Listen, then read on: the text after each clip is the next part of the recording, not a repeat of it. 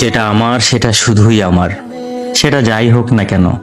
সেখানে এক ফোঁটা যদি অন্য কারো চিহ্ন থাকে, সেখান থেকে আমি নিজেকে সরিয়ে নেই।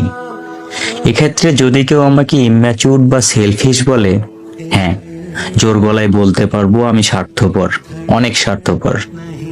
অনেকে আবার রিভেঞ্জ নিতে ভালোবাসে, আমার দ্বারা রিভেঞ্জটা ঠিক আসে না। এই তো ক্ষণিকের জীবন, সেখানে আজ আছি কাল নাও থাকতে পারি। মানুষের নিঃশ্বাসের বিশ্বাস নেই, সেখানে আবার নাকি রিভেঞ্জ। আমাদের জীবনে এমন কিছু মানুষ থাকে যাদেরকে কখনোই ভোলা যায় না।